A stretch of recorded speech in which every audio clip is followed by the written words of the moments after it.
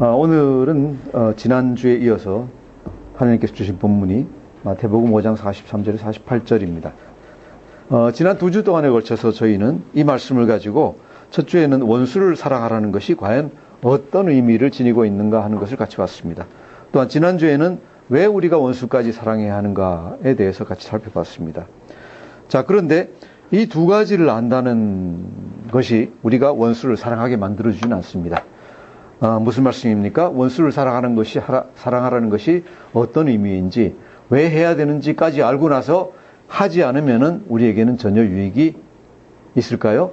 없겠죠. 아무 유익도 없습니다. 그래서 우리가 실제로 해야 되는 건 뭔가 하면은 원수를 사랑하게 되는 것인데, 이것이 가깝게는 우리가 주위에서 미워하는 사람, 관계가 좋지 않은 사람들과 관계를 회복하고 미워하는 것을 없애고, 또 나에게 잘못한 사람을 용서해주고 하는 이런 것들이 다 여기에 해당하는 것이 되겠습니다. 자, 그래서 그러면 어떻게 우리가 그런 일을 할 수 있을 것인가?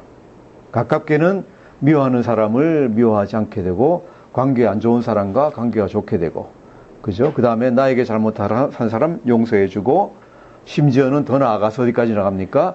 원수까지 사랑하는 데까지 이룰 수 있게 될 것인가? 실천적으로 어떻게 하면 될 것인가에 대해서 우리가 생각해 봐야 될 것 같습니다.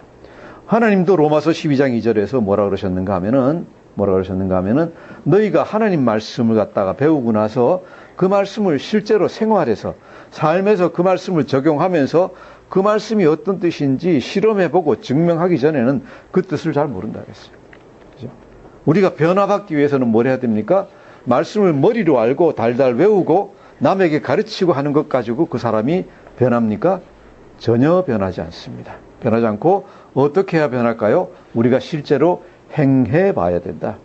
행하면서 이것이 과연 얼마나 좋은 것이구나, 왜 하나님이 우리에게 이런 계명을 주셨나 하는 것을 갖다가 깨달아야지 우리가 변하기 시작한다 하는 것입니다. 자, 그럼 우리가 어떤 면에서 어떤 준비를 가지고 실천했을 때 우리가 원수까지 사랑할 수 있게 될까요? 무엇에 대해서 잘 알아야 될까요? 첫 번째로 원수까지 사랑하는 것은 나 자신이 어떤 존재인가에 대한 자각에서부터 시작합니다. 나 자신이 어떤 존재인가. 그리고 두 번째는 다른 사람, 내가 미워하는 사람, 그 사람은 어떤 사람인가. 세 번째로는 그럼 하나님은 어떤 분이시고 나에게 뭘 원하시는가. 이것 세 가지를 갖다 알면은 우리가 문제를 해결할 수 있는 것 같습니다. 첫 번째, 나 자신이 어떤 존재인가. 이것은 우리가 마태복음 5장 1절부터 시작해서 팔복을 하면서 잘 봤습니다. 그죠? 우리가 무엇을 봤습니까? 내가 누구를 미워하게 되는 가장 근본 원인이 무엇일까요? 내가 누구에게 모욕받았다고 생각하고 그 사람에게 이를 가하는 가장 근본적인 원인이 어디 있습니까? 그것은 내 자신이 잘났다. 내가 이 정도 되는 사람인데, 그죠? 가진 것도 있고, 공부도 했고, 머리도 좋고, 이 정도 되는 사람인데, 지가 나를 이렇게 대해 할 때부터 시작해서 이제 미움이 생기기 시작합니다. 즉, 모든 미움과 원수 맺는 것의 시작은 무엇입니까? 내가 잘나고 내 자신이 가치가 있다고 생각하는 데서부터 시작한다. 우리가 이것을 성경적으로 뭐라고 얘기하는가 하면 나 중심으로 생각할 때, 내 가치 중심으로 생각할 때 문제가 생기기 시작한다는 겁니다. 그래서 I라는 개념, 내 자신의 가치를 갖다가 중심에 놓을 때는 문제가 해결되지 않습니다. 어떻게 해야 됩니까? 어떻게 하면 우리가 문제를 해결할 수 있을까요? 문제 해결 방법은 어디로 돌아갈까요? 또다시 팔복으로 돌아간다. 마태복음 5장 3절, 4절, 5절로 돌아갑니다. 5장 3절이 뭐라 그랬습니까? 심령이 가난한 자는 복이 있나니 천국이 그들의 것이며. 천국에 들어가려면 어떻게 해야 됩니까? 가장 먼저 조건이 뭔가 하면은 내 심령이 가난하다는 것을 깨닫는 것, 내가 영적으로는 죽은 존재라는 것을 깨닫는 것, 내가 잘난 척하고 굉장히 깨끗한 척하지만은 나는 영적으로 파산한 존재라는 것, 그죠? 누가 나를 구해주지 않으면은 나는 꼼짝도 못하는 존재라는 것을 갖다가 자각하는 데부터 시작한다. 그리고 4절에 애통하는 자는 복이 있나니, 그죠? 그 사실에 대해서 애통하고 내 자신의 것을 찾지 않고, 그죠? 다른 사람, 모든 사람에게는 온유하고 오직 하나님의 의만 찾을 때 그때부터 이 원수를 미워하고 사람을 미워하는 데 대한 치유가 시작이 된다는 얘기입니다. 무슨 얘기입니까? 나 자신은 별로 남을 미워할 자격이 없는 사람이다. 나 자신이 가진 것이 아무것도 없고 한 푼의 가치가 없는 사람이다. 그렇기 때문에 우리가 설교할 때 그 얘기를 했죠. 누가 나에게 욕을 하고 때리더라도 나에게 그렇게 관심이 있으십니까? 시간을 내서 나를 때리시고 나에게 욕을 해주시다뇨. 감사합니다. 이런 마음이 생기기 시작하면 누구를 미워할 수가 없습니다. 미워할 리가 없습니다. 그렇죠? 네. 그래서 나 자신이 아무 가치가 없고 다른 사람이 나에게 어떻게 대하더라도 별로 화낼 필요가 없고 모욕당한 필요가 없는 그런 상태에 이르렀을 때, 나 자신을 그렇게 자각했을 때 원수를 미워하지 않고 원수를 사랑할 수 있는 제일 첫 번째 기반이 조성이 된다. 그것이 가장 첫 번째. 그래서 시작이 뭐예요? 팔복에서 시작한다. 심령이 가난한 자는 복이 있나니 천국이 그들의 것이며, 내 자신이 파산한 존재라는 것을 갖다가 아는 순간 나는 벌써 천국에 들어갈 수 있습니다. 다른 사람과의 애정관계에서 헤어나올 수 있습니다. 자, 두 번째 깨달음은 어디에 대한 깨달음입니까? 원수까지 사랑하기 위해서는 다른 사람들은 누구인가라는 것을 갖다가 아는 것이 중요하다. 다른 사람을 이해해야 됩니다. 다른 사람을 이해해야 됩니다. 그래서 어떤 경지에 이르러야 됩니까? 마태복음 5장 7절에 긍휼히 여기는 자는 복이 있나니 그들이 긍휼히 여김을 받을 것이요 그랬습니다. 긍휼히 여기는 자는 복이 있나니 그랬습니다. 자, 이게 무슨 얘기일까요? 이게 무슨 얘기일까요? 우리가 지난 2주 동안에 스데반에 대해서 우리가 몇 번 살펴봤습니다. 그죠? 사도행전에서 이 사도행전 우리가 부를 때 집사, 일곱째 집사, 일곱 집사 중에 한 명으로 뽑힌 스데반이 헬라 사람들하고 이렇게 토론을 하다가 막 얘기를 하니까, 공격을 하니까 사람들이 이 스데반을 갖다 돌로 쳐 죽였습니다. 아시죠? 쳐 죽이고 사울이라는 사람도 거기에 이제 한 무리에 섞여 있었는데, 이 스데반이 죽으면서 하나님 저들에게 벌 주지 마십시오. 왜? 자기들이 무엇을 하고 있는지 모릅니다. 저는 이 말씀을 항상 보면서 옛날에는 그렇게 봤습니다. 그냥 멋있게 써놨구나. 죽을 때 멋있는 말 한마디 하고 죽었구나. 그죠? 예수님도 십자가에서 돌아가실 때 이 경비하고 자기 못 박는 사람들을 보시면서 똑같은 얘기를 하셨어요. 저들을 심판하지 마십시오. 벌 주지 마십시오. 자기들이 뭘 하고 있는지 알지 못합니다. 이게 도대체 무슨 뜻이었을까요? 그냥 멋지게 한마디 용서해 주십시오라고 한 얘기일까요? 아니면은 좀 더 깊은 무엇이 있었을까요? 제가 최근에 생각하기 시작한 것은 이 두 가지 말씀, 스데반의 말과 예수님의 말씀에 굉장히 깊은 무슨 생각이 있었다 하는 생각을 합니다. 그죠? 뭡니까? 그 사람들에 대한 이해가 있었습니다. 그 사람들, 예수님 같으면은 자기를 십자가에 못 박으라고 내어준 제사장들과, 그죠?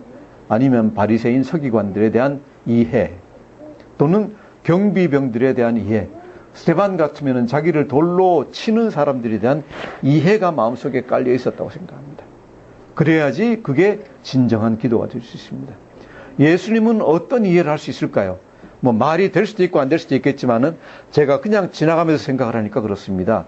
제사장들, 서기관들 아는 게 뭐 있을까요? 가진 게 뭐 있을까요? 하나님을 잘 알지 못합니다. 사두개인들 또 제사장들 성전에서 하는 그것 가지고 먹고 사는데 예수님이 성전을 갖다 다 무너뜨려도 나는 사흘 만에 세운다 그러니까 이건 큰일 날 얘기입니다. 그죠? 그래서 예수님 입장에서 보면 오해를 해도 단단히 오해를 하고 있는 거예요. 예수님 때문에, 예수 때문에 우리가 다 굶어 죽게 생겼구나. 그리고 보니까 메시아는 우리가 구약 성경 보니까 메시아는 구름 타고 영광 중에 오신다 그랬는데 다니엘서 보니까 무슨 그것도 아니고 베들레헴이라는 촌동네 마구간에서 나가지고 저런 게 무슨 메시아야? 전혀 메시아에 대해서 이해를 못하고 있었다. 저희가 나를 전혀 알지 못하고 있나이다.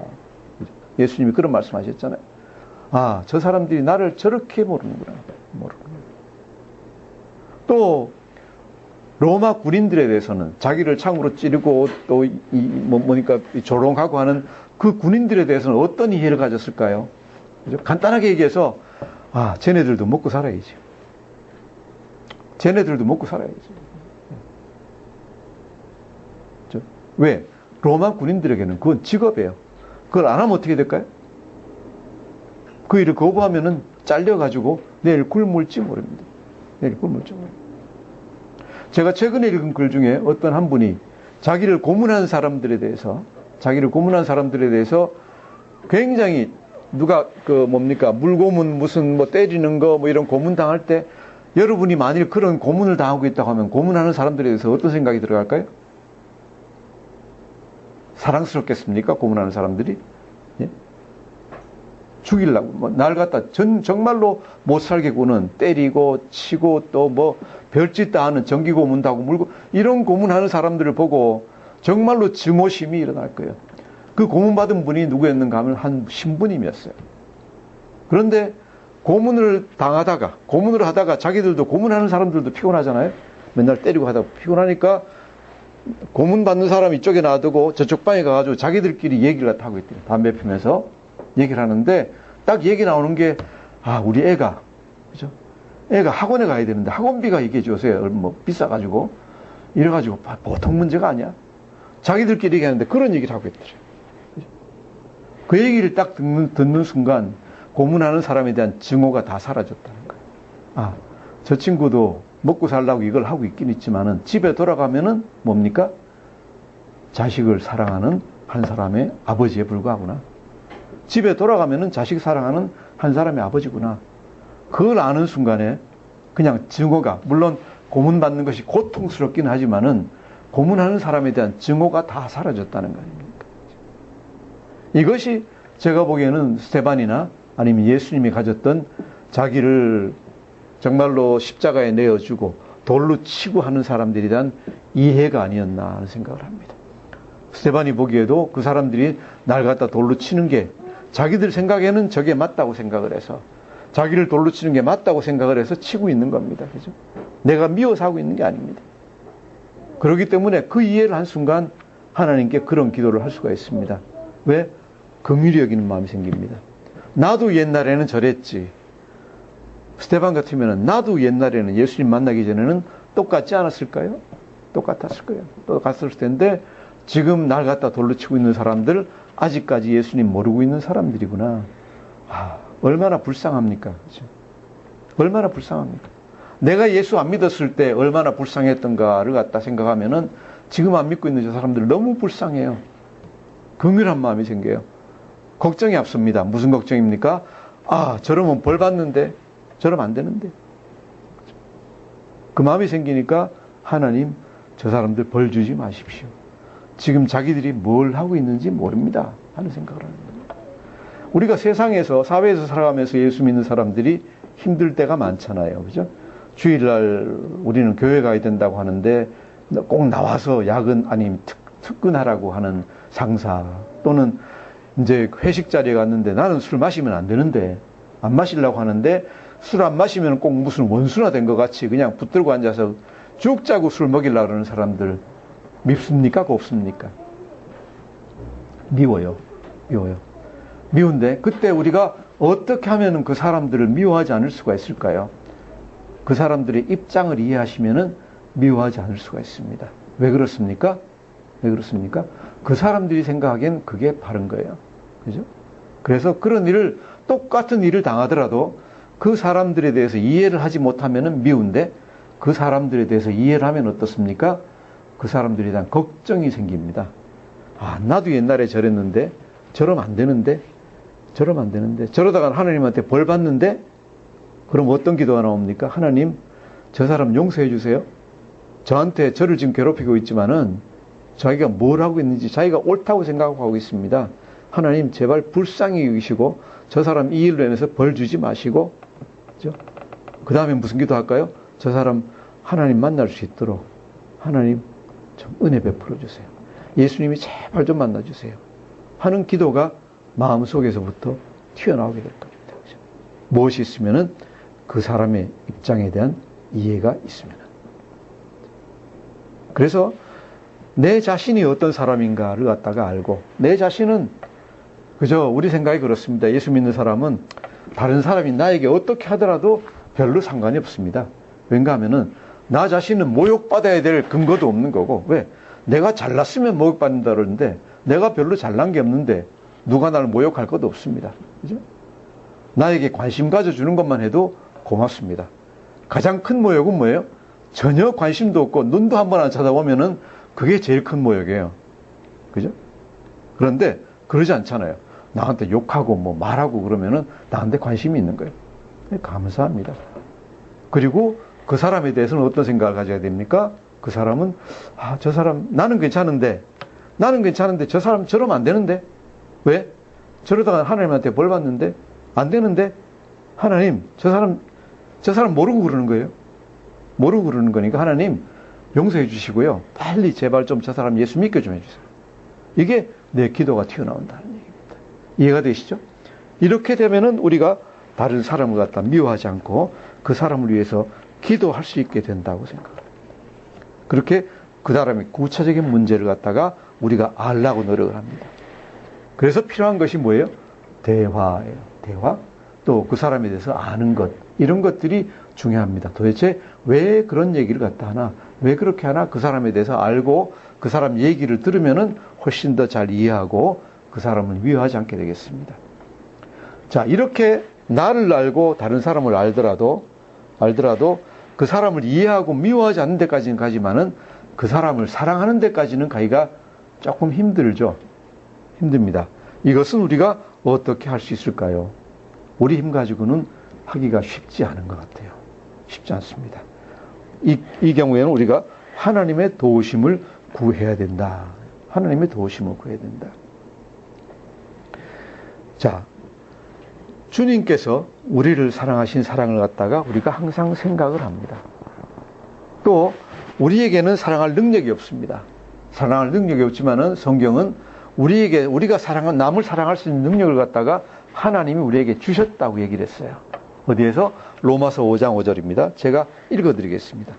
소망이 우리를 부끄럽게 하지 아니하면 우리에게 주신 성령으로 말미암아 하나님의 사랑이 우리 마음에 부은 바 되미니. 아멘. 우리 마음속에는 우리가 알든 모르든 상관없이 우리가 예수 믿을 때 성령님이 와 계시고 그 성령님을 통해서 하나님의 사랑이 우리 마음속에 부어져 있다라고 말씀을 하십니다. 자, 그러면은 우리가 사랑을 할 수 있는 능력이 있을까요? 능력이 있다. 왜 못할까요? 우리가 노력하지 않고 있다. 제가 몇 번 말씀드렸지만은 성령님은 우리가 구하지도 않는데, 노력하지도 않는데, 야, 여기 있어. 다 알아서 다 해. 그러고 채워주시는 그런 일을 하지 않으신다. 성경에 뭐라 그랬어요? 구하라, 찾으라, 두드리라. 그랬어요. 구하라, 찾으라, 두드리라. 그러면은 너희가 얻을 것이고, 찾을 것이고, 그죠? 문을 갖다 열어주실 것이라 그랬어요. 우리가 해야 되는 것은 무엇입니까? 하나님이 우리에게 성령님을 통해서 사랑을 부어주셨어요. 다른 사람을 사랑할 수 있는 능력을 부어주셨어요. 우리가 해야 될 것은 구하고 두드리고 찾는 것, 이것을 갖다가 우리가 해야 됩니다. 하나님, 저 사람을 제가 사랑할 수 있도록 해주십시오. 기도하고 우리가 노력할 때 우리 마음속에서 하나님의 사랑이 우러나올 줄 믿습니다. 이것이 우리가 되어야 되는 모습이다. 그죠? 어떻게 하면은 원수를 사랑할 수 있을까? 나 자신에 대해서 알고, 내가 가치 없다는 존재라는 것을 알고, 다른 사람의 입장을 이해하고, 그 다음, 내 속에 성령님을 통해서 부어주신 하나님의 사랑을, 그죠? 찾아내서 그것을 갖다가 다른 사람에게 부어줄 때, 나를 통해서 하나님의 사랑이 그 사람에게 흘러나갈 수 있다. 이것이 우리가 원수를 사랑할 수 있는 방법이라고 생각합니다. 자, 이 사랑에 대해서 성경 한 군데에서 예수님의 사랑에 대해서 또 우리가 해야 되는 일에 대해서 명확하게 밝혀주고 있는 성경 구절이 한 군데 있어서 제가 같이 보기를 원합니다. 우리 빌립보서 2장 한번 펼쳐보시겠습니다. 빌립보서 2장 신약 성경 319페이지입니다.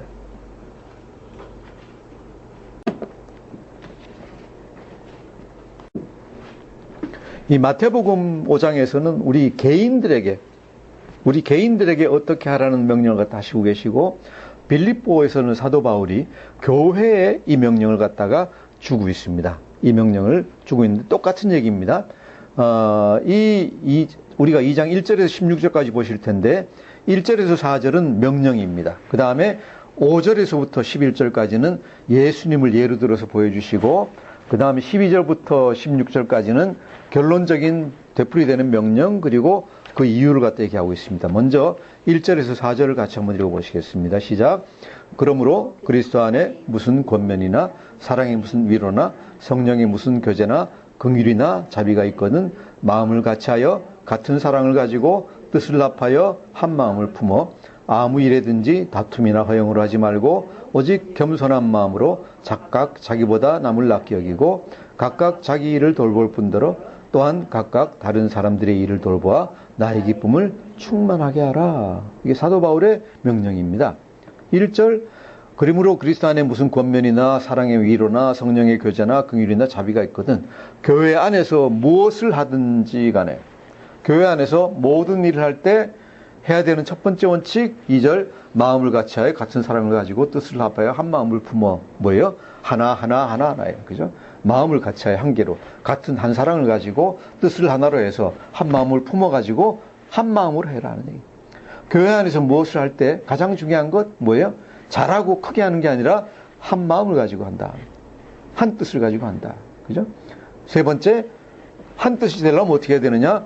아무 일에든지 다툼이나 허영으로 하지 말고 자기 자존심이나 자기 명예나 자기 야심을 위해서 하지 말고 오직 겸손한 마음으로, 겸비한 마음으로 자기를 낮추고 각각 자기보다 남을 낫게 여기고, 그죠?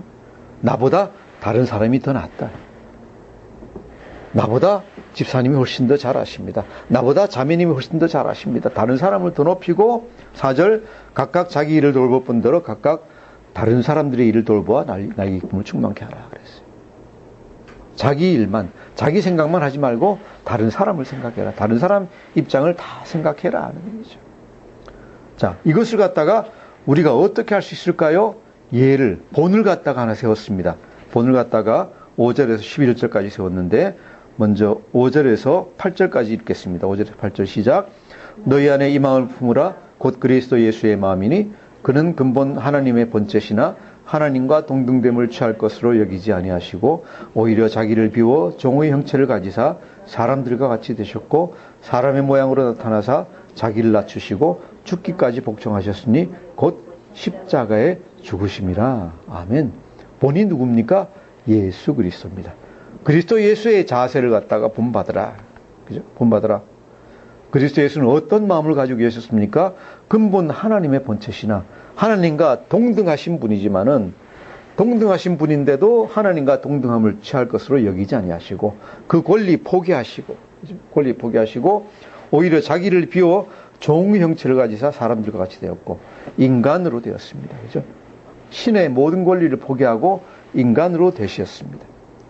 그래서 8절 사람의 모양으로 태어나셔가지고 자기를 낮추시고 죽기까지 복종하셨습니다. 그죠? 자기 몸을 버리고 생명까지 버리는 데까지 하나님께 복종하셨습니다. 그것이 무엇이냐? 십자가에 죽으십니다. 이것이 예수님이 하신 일입니다. 자, 여기 대해서 우리가 어떤 의문을 가질 수 있습니다. 너무 손해보는 거 아니에요? 예수님은 하나님이시니까 구세주시니까 그렇게 하는데 저까지 그렇게 해야 됩니까? 너무 손해보는 것 같은데요. 그러니까 사도 바울이 그 다음 4절 가지고 3절 가지고 그렇게 손해보면 어떻게 된다 하는 걸 갖다가 또 적어 놓으셨습니다.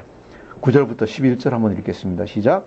이러므로 하나님이 그를 지극히 높여 모든 이름 위에 뛰어난 이름을 주사 하늘에 있는 자들과 땅에 있는 자들과 땅 아래에 있는 자들로 모든 무릎을 예수의 이름에 꿇게 하시고 모든 입으로 예수 그리스도를 주라 시인하여 하나님 아버지께 영광을 돌리게 하셨느니라. 아멘. 예수님 자신이 그렇게 자신을 낮추셨다고 해가지고 하나님이 그것을 그냥 두고 보시지 않으셨어요. 그렇게 순종하시고 복종하시고 하니까 그를 지극히 높여 모든 이름 위에 다 뛰어나게 하시고 하늘의 천상의 존재들, 지상의 존재들, 지하에 있는 존재들, 이 모든 존재들이 전부 다 그 앞에 무릎 꿇고, 그죠? 그 앞에 무릎 꿇고 예수님을 주여라고 부르게 만들어 놨다. 언제 이루어집니까? 마지막 날 이루어진다. 마지막 날 다 이루어진다. 그죠? 그래서 얘기하는 게 뭐예요? 너희 자신이 너희 자신을 그렇게 낮추면은, 그렇게 낮춰져 있는 게 아니라 어떻게 된다? 하나님이 너희를 높여주실 것이다. 절대로 하나님 나라에서는 하나님 명령을 복종해서 손해보는 일이 없습니다. 믿으십니까? 이 땅에서 재물을 손해보고, 내 자존심 손해보고, 그죠? 이렇게 다 손해보지만은 그 손해가 하늘나라에서는 몇천 배, 몇만 배로 다 보상받을 줄 믿습니다. 이것을 믿고 나가는 것이 그리스도인의 삶입니다. 이 세상에서 조금 더 이익 보고, 이 세상에서 조금 더 높아지고, 조금 더 칭찬받고 하는 거에 전혀 개념하지 마십시오. 창념하지 마십시오. 다 쓸데없는 것입니다. 들판의 꽃들과 같은 것이고, 그죠? 풀과 같은 겁니다. 우리 잘 알잖아요. 이 세상에 뭐 그렇게 다 좋은 것 같은데 병 한 번 걸리면 끝나는 거고, 그죠? 저도 지금 이 아침에 서 있지만은 어제까지는 그냥 그래도 열심히 걸어 댕기고 뛰어 댕기고 잘 하지만은 잠깐 한번 넘어져가지고 허리를 삐끗하니까 지금 여기 짚지 않으면 아파가지고 서 있을 수 없습니다. 그죠? 얼마나 허망합니까? 인간의 육신이라는 게 이렇게 허망합니다. 우리 돈이라는 건 얼마나 더 허망할까요? 그죠? 명예라는 건 또 얼마나 더 허망할까요? 뭐 한 번 신문에 가십 하나 잡혀가지고 나니까 명예 있는 사람들이 다 이상한 사람들이 다 돼버려요. 그런 거에 창념할 필요가 없습니다. 우리는 하나님 말씀에 순종해서, 그죠? 순전하게 이 세상을 살아갈 수 있습니다. 그래서 무슨 명령을 결론적으로 명령하고 있는 게 12절에서 14절입니다. 읽겠습니다. 시작. 그러므로 나의 사랑하는 자들아, 너희가 나 있을 때뿐 아니라 더욱 지금 나 없을 때에도 항상 복종하며 두렵고 떨림으로 너희 구원을 이루라. 너희 안에서 행하시는 이는 하나님이시니 자기의 기쁘신 뜻을 위하여 너희에게 소원을 두고 행하게 하시나니 모든 일을 원망과 시비가 없게 하라. 모든 일을 원망과 시비가 없이 하라. 이렇게 하면 어떻게 하면 이렇게 될까요? 양보해야 됩니다. 그죠? 양보해야 되고, 원수를 맺지 말고, 미워하지 말고. 12절 보시면은 항상 복종하여 두렵고 떨림으로 너희 구원을 이루라 그랬어요. 너희, 여기서 구원이라는 것은 성화를 얘기하는 거예요. 하루하루 더 나아져라. 그리고 너희만 그것을 하는 게 아니라 13절 너희 안에서 행하시는 하나님이신 자기의 기쁘신 뜻을 위하여 너희에게 소원을 두고 행하게 하시나니. 예수 믿는 자에게 그 마음속에 나는 예수님 형상 닮아가겠습니다 라는 소원을 두고 행하도록 하나님이 도와주신다 라고 얘기를 하십니다. 그래서 우리가 목표로 해야 되는 것은 저 앞으로 더 나아가는 것입니다. 왜 그렇게 하십니까? 15절 16절 읽겠습니다. 왜 그렇게 하나님 하실까요? 15절 16절 시작. 이는 너희가 흠이 없고 순전하여 어그러지고 거스르는 세대 가운데서 하나님의 흠없는 자녀로 세상에서 그들 가운데 빛들로 나타내며 생명의 말씀을 밝혀 나의 다름질이 헛되지 아니하고 수고도 헛되지 아니하므로 그리스도의 날에 내가 자랑할 것이 있게 하려 함이라. 아멘. 그렇게 하는 이유가 뭘까요? 모든 신자가 흠이 없고 순전하여 이 세상 어그러지고 거스르는 세대 가운데서 하나님의 흠없는 자녀로 그들 가운데 빛들로 나타날 수 있도록 하기 위해서. 우리는 뭐라 그랬어요? 세상의 빛이라 그랬잖아요. 우리는 너희는 세상의 빛이라 그랬어요. 어떻게 하면 세상의 빛이 될 수 있습니까? 어그러지고 거스르는 세대 가운데서 그들과 합치하지 말고, 그들이 술 마시고 뛰놀고 한다고 해서 나도 해야지. 그죠? 그들이 이상한 짓 한다고 해가지고 나도 해야지. 내가 빠지면 내가 왕따 당하는 거 아니야? 그게 아니라 그 사람들과 달리 순전하고 흠이 없고 하는 그런 사람들로 우리가 돼야 됩니다. 그래서 생명의 말씀을 밝히 나타내야 된다. 이것이 우리가 할 일. 그죠? 하나님이 우리를 그렇게 만들어요. 즉 뭡니까? 우리는 세상에 그리스도의 증인이 되어야 되는 사람들이다. 세상에 그리스도의 증인들이 되어야 된다. 자, 그래서 누구를 용서하고 누구를 갖다가 미워하지 않고 하는 것이 우리가 해야 되는 가장 중요한 일 중에 하나입니다. 아까 14절에 본 것 같이 모든 일을 무엇이 원망과 시비가 없게 하라. 누구에게? 원망 들을 만한 일이 있으면은 빨리빨리 풀어버리고 시비를 갖다가 일으키지 말라 하는 것이 하나님의 명령입니다. 자, 이것이 이제 우리가 어떻게 하면은 다른 사람을 미워하지 않고 사랑할 수 있게 될까 하는 것에 대한 방법과 그 예들이 되겠습니다. 이제 팔복 설교를 갖다가 거의 다 마쳤습니다. 2015년 마지막 설교에서 팔복에 관한 마태복음 6장 설교를 갖다가 다 마치게 해주신 하나님께 참 감사를 드립니다. 이 말씀을 가지고 우리가 어떻게 끝을 낼까? 팔복 말씀을 갖다 다시 보면서 우리가 한번 끝을 냈으면 좋겠습니다. 우리 마태복음 5장 1절에서 16절까지 갖다 다시 한번 한 절씩 같이 한번 읽어보겠습니다. 보시고 나중에 다 배웠으면 좋겠습니다. 1절 시작. 예수께서 무리를 보시고 산에 올라가 앉으시니 제자들이 나온지라 입을 열어 가르쳐 이르시되, 예수님이 가르치는 것을 우리는 들어야 됩니다. 3절. 심령이 가난한 자는 복이 있나니 천국이 그들의 것이며. 예수님의 첫 번째 가르침이 뭡니까? 심령이 가난한 자는 복이 있나입니다. 심령이 가난한 자는 복이 있나입니다. 내가 아무것도 없고 정말로 나는 영적으로 파산하고 죽은 존재라는 것을 아는 것이 천국에 들어가는 첫걸음입니다. 그리고 그것이 전체의 걸음입니다. 첫걸음인 동시에 우리가 떼야 될 모든 걸음이 그 안에 다 들어있습니다. 4절. 애통하는 자는 복이 있나니 그들이 위로를 받을 것이며. 5절. 온유한 자는 복이 있나니 그들이 땅을 기업으로 받을 것이며. 6절. 의에 줄이고 목마른 자는 복이 있나니 그들이 배부를 것이며. 7절. 긍휼히 여기는 자는 복이 있나니 그들이 긍휼히 여김을 받을 것이며. 마음이 청결한 자는 복이 있나니 그들이 하나님을 볼 것이며. 우리 마음을 하나님께 집중해야 됩니다. 젖을 찾는 아이같이 정말로 집중해서 하나님 말씀을 찾아야 됩니다. 9절. 화평하게 하는 자는 복이 있나니 그들이 하나님의 아들이라의 걸음을 받을 것이요 의를 위하여 박해를 받는 자는 복이 있나니 천국이 그들의 것임이라. 나로 말미암아 너희를 욕하고 박해하고 거짓으로 너희를 거슬러 모든 악한 말을 할 때에는 너희에게 복이 있나니 기뻐하고 즐거워하라. 하늘에서 너희의 상이 큼이라.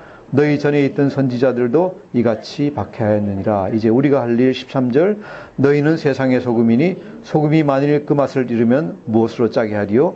후에는 아무 쓸데없어 다만 밖에 버려져 사람에게 밟힐 뿐이라. 14절. 너희는 세상의 빛이라. 산 위에 있는 동네가 숨겨지지 못할 것이요 사람이 등불을 켜서 말 아래에 두지 아니하고 등경 위에 두나니 이러므로 집안 모든 사람에게 비치느니라.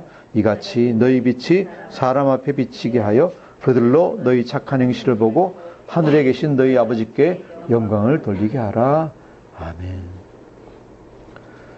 자, 이 말씀대로 살아가기가 쉬울까요? 어려울 것 같습니다.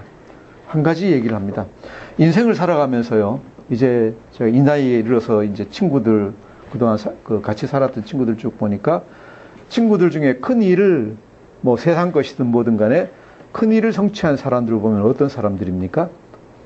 어려서부터 목표점을 갖다가 원대한 데 놓고, 그죠? 높은 데 목표를 놓고 나아간 사람들, 그죠? 그 목표를 잡고 나아간 사람들이 거의 다 그것을 갖다가 이뤄나가는 것을 갖다 우리가 볼 수 있습니다. 그래서 여러분에게 말씀드리는 것은 이 세상을 살아가면서 어떻게 해야 되느냐? 그냥 눈앞에 뭐 조그만 것 이루려고 생각하지 마시고 눈앞에 거는 조금씩 손해를 보시더라도 내가 30년 후에 무엇이 되겠다 하는 목표를 갖다가 저 앞으로 설정을 해놓고 그것을 보고 달려가십시오. 그것을 보고 달려가시면은 거기까지는 미칠지 못할지라도 그죠? 그 부분까지는 간다. 제 친구 중에 하나가 중학교 때부터 시작해서 저한테 하는 얘기가 너 뭐 될래? 그러면 나 대통령 될 거야. 그러는 사람이 하나 있었어요. 그런데 지금 뭐가 됐을까요? 대통령까지는 못 됐는데 아주 유명한 국립대 총장까지 됐어요. 우리는 우습게 봤는데 그렇게 되더라고요. 그죠? 그것이 좋다는 얘기가 아니라 저는 비유적으로 얘기하는 겁니다. 자, 우리가 믿음 생활을 합니다. 그죠? 우리가 다 신앙인이고 그리스도인들입니다. 어떻게 하면은 내가 선한 그리스도인, 정말로 이 위대한 그리스도인, 위대한 신자, 모든 사람들이 다 아는 게 중요한 게 아니라 모든 사람들이 정말로 다 존경하는 그런 신자가 될 수 있을까? 어떻게 하면 될 수 있을까? 똑같습니다. 발 앞에 찰랑거리는 것, 그죠? 아, 요거 하면 내가 손해보고 저거 하면 될까 말까, 될까 말까 생각하지 마시고 목표를 원대한 데 두십시오. 우리가 둬야 되는 가장 큰 목표점은 어딜까요? 내가 온전하니 너희도 온전할지어다. 그죠? 하나님이 하십니다. 내가 거룩하니 너희도 거룩할지어다. 우리가 돼야 되는 목표점은 어딜까요? 예수 그리스도의 장성한 분량을 닮아가는 겁니다. 예수님과 같이 되어가는 것입니다. 예수님과 같이 되어가는 것이 하나님의 목표라고 하면은 구체적으로 해야 될 건 뭘까요? 우리가 되어야 되는 게 팔복의 사람이 되어야 됩니다. 팔복을 항상 마음속에 지니고 내가 이런 사람이 되겠다라는 영적 포부를 가지고 앞으로 나가실 때 우리가 모든 세상 사람들을 생각할 때 야, 어떻게 그렇게 되겠냐라고 생각할지 모르지만은 하나님께서, 그죠? 우리가 그렇게 노력할 때 하나님이 우리 안에 그런 소원을 두시면은 반드시 이루어 주실 줄로 믿습니다. 그것이 빌립보서의 말씀입니다. 그죠? 내 앞에 놓여 있는 조그만 문제, 그죠? 조그만 이런 소원, 이런 거 가지고 생각하지 마시고 소원을 큰데 멀리 두십시오. 멀리 두시고 앞으로 나갈 때 우리 예수공동체교회 모든 성도들이 정말로 모든 사람들이, 모든 그리스도인이 우러러보는 거룩한 성도들이 다 되실 줄 믿습니다. 이렇게 우리가 원대한 포부를 가지라는 찬양이 302장 다 같이 내가 되어야 될 것 생각하면서 찬양해 보겠습니다.